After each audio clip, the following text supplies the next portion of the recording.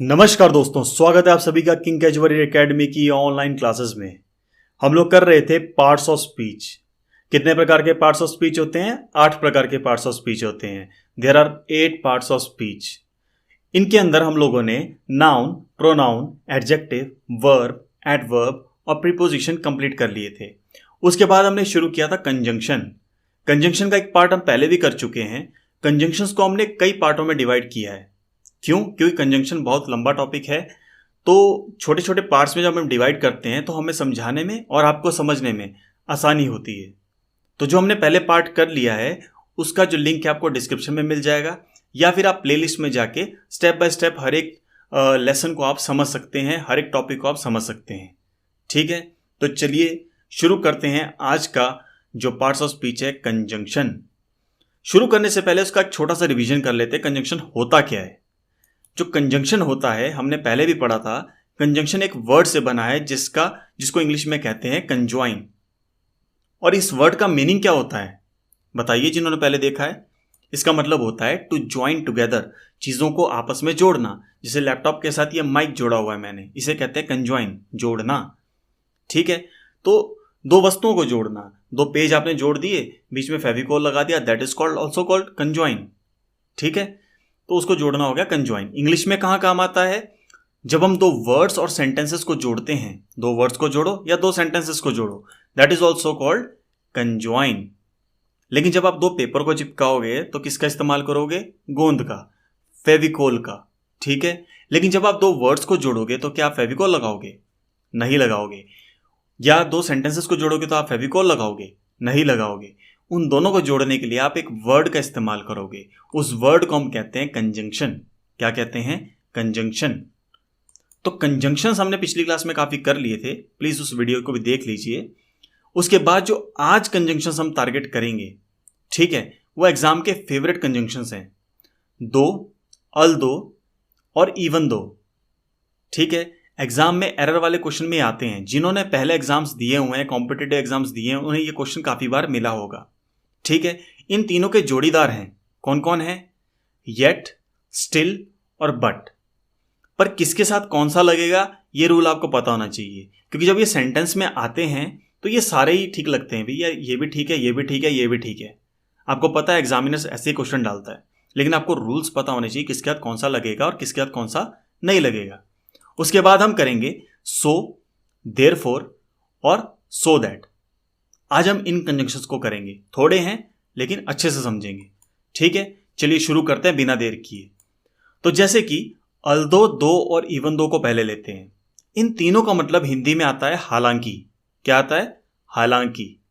हालांकि ऐसा था, पर या फिर भी मैंने ऐसा किया। ठीक है, तो हालांकि से सेंटेंस स्टार्ट होगा। ठीक है, तो चलिए इसका जो सेंटेंस होगा कैसे बनेगा आइए देखते हैं। तो शुरू में अल्दो, दो या फिर इवन दो होगा। उसके बाद पॉजिटिव सेंटेंस होगा, बीच में कंजंक्शन होगा और एंड में नेगेटिव सेंटेंस होगा। समझ रहे हैं? मतलब अल्दो, दो और इवन दो लग गया, बीच पॉजिटिव सेंटेंस होगा, कंजंक्शन और नेगेटिव होगा। जो पॉजिटिव सेंटेंस क्या होता है? कोई अच्छी बात, कोई सीधी बात। जैसे मैं खाना खाऊंगा, खाऊंगा, खाने की बात हो रही है, दैट इज पॉजिटिव सेंटेंस। मैं खाना नहीं खाऊंगा, न आ गया, नहीं। जहां पे नकारात्मक हो गया वहां नेगेटिव सेंटेंस हो गया। तो एक पॉजिटिव होगा कि नेगेटिव होगा। ठीक है, बीच में जो जोड़ेगा कंजंक्शन होगा। क्लियर है? ठीक है, या फिर दूसरा सेंटेंस ऐसे होगा, अल्दो, दो और इवन दो आएगा शुरू में, फिर पहला सेंटेंस नेगेटिव हो जाएगा, बीच में कंजंक्शन आएगा, बाद में पॉजिटिव हो जाएगा। चाहे आप पॉजिटिव पहले रख लो, बाद में नेगेटिव रख लो, या तो पहले नेगेटिव रख लो, बाद में पॉजिटिव रख लो। दोनों सिचुएशन में से एक होगी। दोनों पॉजिटिव नहीं आएंगे, दोनों नेगेटिव नहीं आएंगे। क्लियर है? या तो एक पॉजिटिव एक नेगेटिव। दोनों पॉजिटिव नहीं होंगे, दोनों नेगेटिव नहीं होंगे। बीच में कंजंक्शन आएगा। अब ये कंजंक्शन कौन सा होगा? जो आपस में उन दोनों के कॉन्ट्रास्ट पैदा करेगा, क्योंकि ये दोनों ऑपोजिट सेंटेंस हैं। Positive negative, negative positive. Contrast क्या होता है? Black white, negative positive. ठीक है, तो ये जो बीच में कंजंक्शन आएगा वो भी ऐसा ही होगा। वो परंतु होगा, फिर भी होगा। ठीक है, इस तरीके के होंगे। वो वही होंगे, येट, बट और स्टिल। आगे समझते हैं सेंटेंस के साथ, ठीक है। चलिए, यहाँ आपको क्लियर होगा। कोई भी चीज़ आपको क्लियर नहीं होती है, उसके एग्जाम्पल्स देखा कीजिए, वहाँ से ज़्यादा क्लियरिटी आती है, इसलिए मैं एग्जाम्पल्स ज़्यादा लेता हूँ। अल्दो, दो और इवन दो, पहले तो इनमें फ़र्क समझते हैं। अल्दो कहाँ पे आता है? जहाँ पे फॉर्मल वे में उसको यूज़ किया जाता है, ठीक है। दो और इवन दो आता है जहाँ पे उसको इनफॉर्मली यूज़ किया जाता है। अब फॉर्मल और इनफॉर्मल क्या होता है? फॉर्मल होता है ऑफिशियल, इनफॉर्मल होता है अनऑफिशियल। जैसे कि आपकी फॉर्मल ड्रेस होती है, कहाँ पहनते हो फॉर्मल ड्रेस? स्कूल में पहनते हो, ऑफिस में पहनते हो, इंटरव्यू के लिए जाते हो वहाँ पहनते हो, ठीक है। जैसे कि इंडियन आर्मी ऑफिसर है, वो फॉर्मल ड्रेस पहनता है अपनी, जो भी इनको बताई हुई है वहाँ पे ड्यूटी वाली, ठीक है। कोई ऑफिस जा रहा है, उसकी अपनी फॉर्मल ड्रेस होगी, टीचर की अपनी फॉर्मल ड्रेस होगी, ठीक है। स्कूल के बच्चों की, हर एक स्कूल के अलग अलग फॉर्मल ड्रेसेस हैं। उसमें क्या होगा? शर्ट होगी, प्रॉपर टाई होगी, नीचे ट्राउजर्स होंगे, ठीक है। इसको बोलते हैं फॉर्मल ड्रेस। इनफॉर्मल क्या होती है? घर में टी शर्ट पहनी है, निक्कर पहनी है, जीन्स पहनो, जो मर्जी पहनो, दैट इज इनफॉर्मल, किसी भी वे में, ठीक है। वैसी भाषा होती है। जब आप ऑफिस में बात करते हैं, स्कूल में बात करते हैं, आप सर करके बात करेंगे, मैम करके बात करेंगे, ठीक है। एक्सक्यूज मी, ठीक है। किस चीज़, कोई चीज़ मांगोगे तो बोलेंगे एक्सक्यूज मी, क्या मैं ये ले सकता हूँ? ये तरीका होता है आपका फॉर्मल वे, ठीक है। इनफॉर्मल क्या होता है? सर मैडम तो कुछ नहीं, आप घर में, ओए इधर आ, हेलो क्या कर रहा है? दिस इज इनफॉर्मल वे, ठीक है। कुछ लेना तो आप एक्सक्यूज मी थोड़े बोले, इधर दे, ठीक है। दिस इज इनफॉर्मल वे, ठीक है। क्लियर है? तो भाषा में जब इस्तेमाल होगा अल्दो, दो और इवन दो, जहां पे आप फॉर्मल वे में बात करेंगे वहां पे अल्दो लगेगा, ठीक है। और जहां पे इनफॉर्मली बात करेंगे वहां दो और इवन दो लगेगा। तो चलिए समझते हैं। अल्दो के साथ कॉमा या फिर येट लगेगा, ठीक है, हमेशा, इसके अलावा कुछ नहीं लगेगा।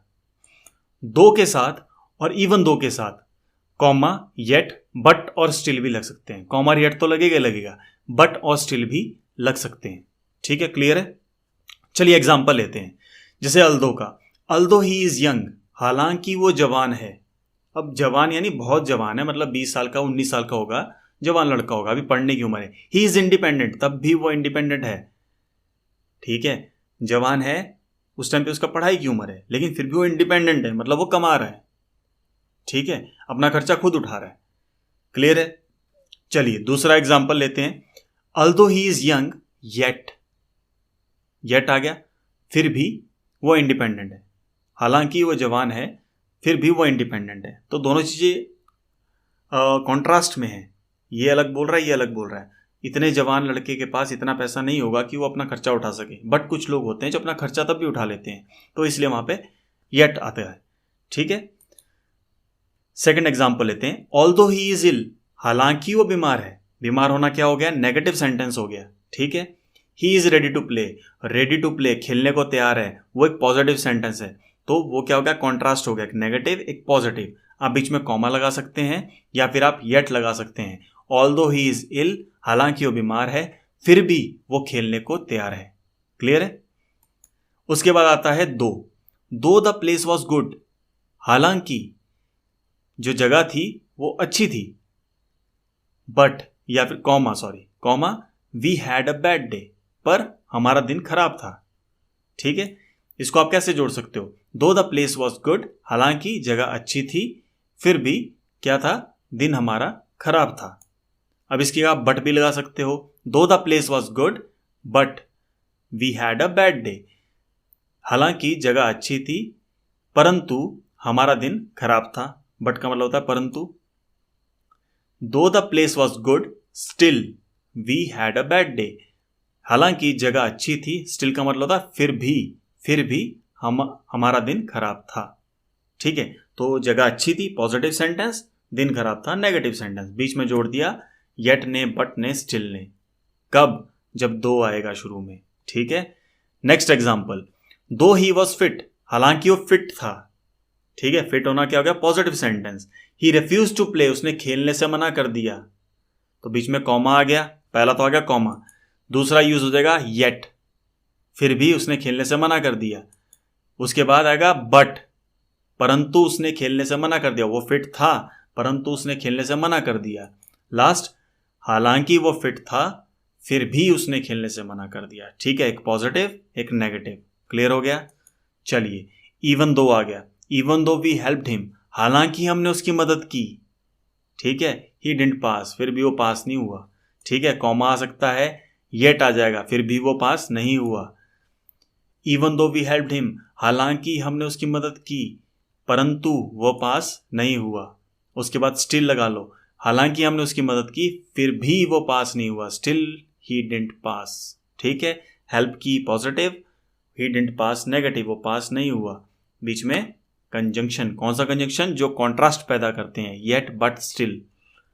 Next example, even though she was injured, हालांकि वो घायल थी, इंजर्ड थी, चोटिल थी। She won a gold medal, पहला नेगेटिव, दूसरा पॉजिटिव, तो बीच में कॉमा लगा लो, येट लगा लो, बट लगा लो, even though she was injured but she won a gold medal, या फिर even though she was injured still she won a gold medal. Clear हो गया आपको? एक नेगेटिव चाहिए, एक पॉजिटिव चाहिए। अल दो के साथ कॉमा और येट आएगा सिर्फ। दो और इवन दो इनफॉर्मली यूज होते हैं, इनके साथ कॉमा, येट, बट, स्टिल कुछ भी लगा सकते हो। ठीक है, क्लियर है? चलिए आगे बढ़ें। चलो ठीक है, तो नेक्स्ट हम करते हैं सो और देयरफॉर। सो और देयरफॉर जो हैं, दोनों का मीनिंग एक ही है। इन दोनों का मीनिंग निकल के आता है हिंदी में इसलिए। ठीक है, इसमें भी वही फर्क है। जो सो यूज होता है, सो होता है इनफॉर्मल लैंग्वेज में, यानी कि अनऑफिशियल। ठीक है, देयरफॉर यूज होता है फॉर्मल लैंग्वेज में, जहां पे ऑफिशियल बात हुई हो। सो आप दोस्तों के साथ, यारों के साथ, अपने परिवार में जब आप इंग्लिश में बात करते हैं, लोगों के साथ पार्टीज में बात करते हैं, तो आप सो को यूज कर सकते हैं। बट जब आप एक एप्लीकेशन लिख रहे हैं, एक प्रॉपर वे में एप्लीकेशन लिख के किसी ऑफिस में लिख रहे हैं, डाल रहे हैं, वहां पे आप सो का नहीं, वहां पे देयरफॉर को यूज करेंगे, और देयरफॉर वहां पे ज्यादा जायज है। ठीक है, क्लियर है? अब देखिए यूज कैसे होता है। पहले आता है रीजन, पहले कारण बताया जाता है। ठीक है, सो आएगा बीच में इसलिए, फिर आएगा आउटकम। ऐसा किया गया, मतलब रीजन बता दिया, ऐसा किया गया इसलिए मैंने ऐसा किया। समझ रहे हैं? पहले कारण बता दिया, ऐसा किया गया इसलिए मैंने भी ऐसा कर दिया। ठीक है, outcome.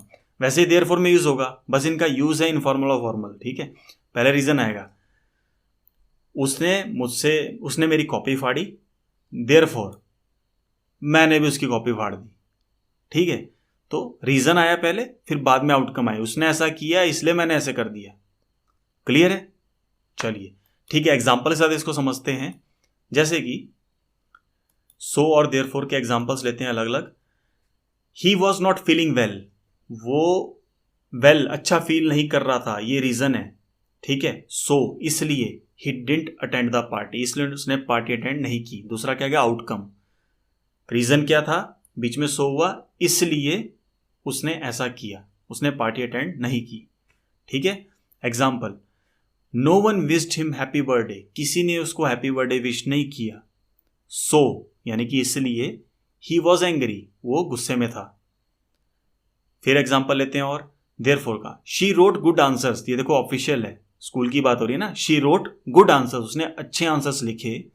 Therefore teacher gave her good marks, उसने अच्छे आंसर्स लिखे इसलिए टीचर ने उसको अच्छे मार्क्स दिए। Next, his performance was better than others, उसकी जो परफॉर्मेंस थी अच्छी थी औरों से।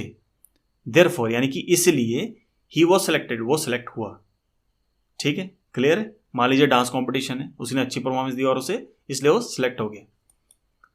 नेक्स्ट लेते हैं, लास्ट है सो दैट।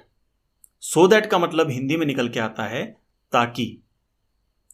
ठीक है, मैंने ऐसा किया ताकि ऐसा हो सके। अब सेंटेंस कैसे बनेगा?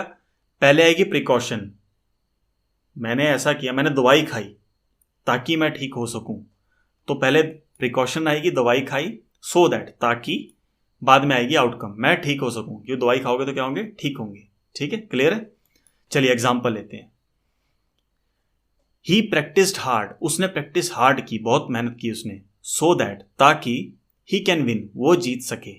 समझ गए? पहले आ गया प्रिकॉशन, उसको प्रिकॉशन क्या लेनी पड़ी? उसको प्रैक्टिस हार्ड करनी पड़ी, किस आउटकम के लिए? जीतने के लिए। ठीक है, नेक्स्ट एग्जाम्पल लेते हैं। ही कंप्लीटेड होमवर्क, उसने होमवर्क कंप्लीट किया। ठीक है, प्रिकॉशन ली उसने। So that he can put good impression, ताकि वो अच्छा इंप्रेशन डाल सके टीचर पे, स्टूडेंट्स पे, क्लासमेट्स पे। ठीक है, next, he collected money so that he can help others in need. उसने कलेक्ट किया, पैसा इकट्ठा किया, ये होगी प्रिकॉशन, सो दैट ताकि वो क्या कर सके, जो लोग जरूरतमंद हैं उनकी मदद कर सके। तो वो गई आउटकम। पैसा इकट्ठा करेगा तो हेल्प कर पाएगा, वरना नहीं कर पाएगा। ठीक है, तो इसे कहेंगे सो दैट। तो दोस्तों आज के लिए यही कंजंक्शंस हैं। अगले जो टॉपिक आएगा, अगला जो वीडियो लेक्चर आएगा, उसमें हम और कंजंक्शंस करेंगे। ठीक है, तो अभी तक के लिए इतना ही। तब तक के लिए इस चैनल को आप प्लीज़ प्लीज़ प्लीज़ हमारे वीडियोस को लाइक कर दीजिए, शेयर कर दीजिए, सब्सक्राइब कीजिए, और हम ऐसी अच्छे अच्छे वीडियोस लाते रहेंगे और अगली वाली क्लास में कुछ और अच्छा करेंगे। और जल्द ही हम लोग जी के पोर्शन भी स्टार्ट करने वाले हैं। धन्यवाद।